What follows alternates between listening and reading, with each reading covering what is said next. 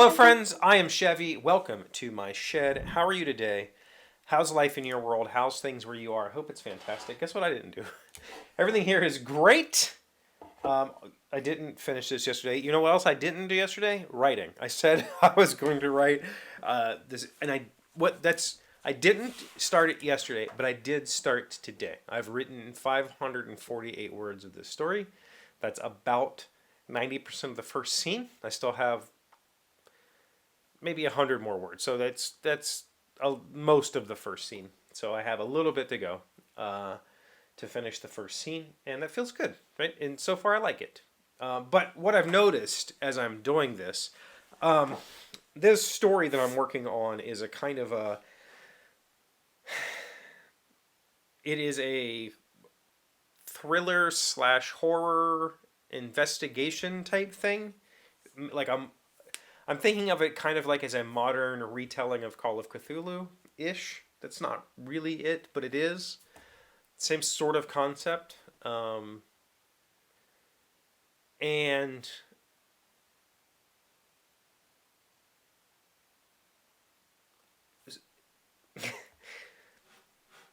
as I've been working towards this, doing the pre-writing, I've been doing a little bit of reading recently. Not this morning, yesterday, I read A Narrow Road Between Desires, which is Patrick Rothfuss's most recent entry in the King Killer realm. He re-edited an older story and added, like, doubled its size and stuff. And I read that in yesterday. I've read 3 books in the past 3 days, but they were all novellas. But that was the point, because I feel like this story that I'm working towards it's literally just a copy of other stories that I've read. You know, I saw a quote. Part of the reason I'm doing this is I saw a quote from Salvador Dali that said something to the effect of, those who do not want to imitate anything will produce nothing. You have to imitate to produce. Like, everything is just imitation. And so that's what I'm doing. I'm writing the tropiest, trope-filled story you've ever read. It's just pure trash. And trash in a good way, right? It's just that warm, welcoming novel that you've read already, but you get to read it from a new perspective, a new, writer's style, that sort of thing. So, that is to say, I don't have a style. I haven't been writing, I've written hundreds of thousands of words over the years, maybe even more, maybe even a million. I don't know. I've written a lot. But I've never really developed what I think to be a good style or my own style or whatever. And what I find is when I get involved in a creative endeavor, right now it's writing, but there's woodworking, there's photography, drawing. All of those have been aspects of my life over the last 5 years. I find that I start to really analyze everything in that realm. So as I'm reading these books and as I'm writing my own, I'll do something like I'll write a paragraph. So, for instance, in this book, my character's name is Cam. He goes by Cam. And when I write a paragraph about Cam, I start to think about the stupid little nitpicky writerly things. Like, I'm a writer, I'm writing, how do I write this? How many times do I write Cam, or do I replace Cam with he? Do I say Cam once at the beginning, and then, or can I put Cam in for emphasis? And so I'm reading other people's stuff and I'm analyzing that. And the fun or funny part about that is, does anybody really care? Because when I am not reading for study, so I read these 3 books as kind of a study. When I'm not reading as a study, I don't pay attention to that stuff at all. But when it comes to doing it myself, I feel like, well, there's got to be a rule about that. There's got to be, do I need to say Cam the first time each paragraph? Do I only need to see it at the top of the chapters? Can I just say he the whole book and people will know who I'm talking about? Or do I need to pepper it in for emphasis or whatever? Does the average reader think about those things? Does the average person who picks up my box go, oh, that's a really strong joint because there's glue surface? No. They just go, oh, that's pretty. That's it. They don't know why it's done this way. They don't care. The point though is I think I need to care on some level, but I need to I need to get that out of my way up front. Like those are things that I can go back and edit later. I let somebody read this and they're like, "Why are you saying this guy's name?" If it bugs them, then I'll reduce it, find and replace, that sort of stuff.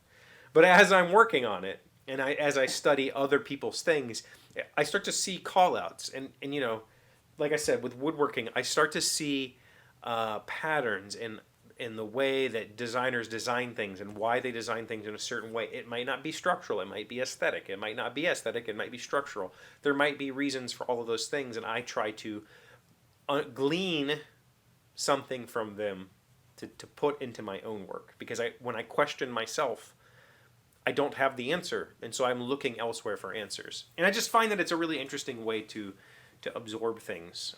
The same thing like making these little movies, little films. I've done so many film studies just to see like, oh, is that something that I want to incorporate? Or how would I handle that situation? Or if I'm, in this particular case, writing the story, I'm writing it and I go, man, that doesn't read quite right. How would X author write this paragraph? And I go flip through one of their books and look up stuff. I do that a lot while I'm in the middle of writing, which makes having the Kindle really nice. Yeah, I don't know if there's any aspects of your life where you recognize that. When I'm doing game design, I guess that is a creative outlet, duh. When I'm doing game design, I'm looking at, well, how would Ignacy solve this problem that I'm having with this game? How would Eric Lang solve this problem? When I'm writing a rule book, I go, well, how would this publisher write these rules? How would this publisher write these rules? Am I staying within the confines of what is expected? And I think that's where I get stuck in the details, and then I end up giving up because I feel like I haven't met the expectations of this imaginary person that's reading my work. Right now, nobody's read it. 548 words, nobody's read it. There's nothing to read yet. Once I finish this first scene, I'll probably let Malia read it, and then she'll be my alpha reader and help me work on the story or whatever. But I told her the goal yesterday. I said, this is my goal for the year. We're going to write and self-publish a book and see what happens. So I think she's on board to help me, and we'll figure that out. Anyway, just a thought. How do I stop worrying about the stuff that doesn't matter at this point and just write the damn book? I don't know, but I'm working on it. At least I'm in my head and I know that it's a problem. What do you think? Thank you for being here as always. Thank you for liking, commenting, subscribing, being amazing friends and wonderful people. I really appreciate you, and I'll see you again tomorrow. Today's word you should know to sound smart is temporal. It is an adjective meaning relating to time. Science is the language of the temporal world. Love is that of the spiritual world. Honore de Balzac, French novelist and playwright. Temporal. Temporal. Temporal or temporal? Which is your preferred? This seems to think that temporal is the correct pronunciation.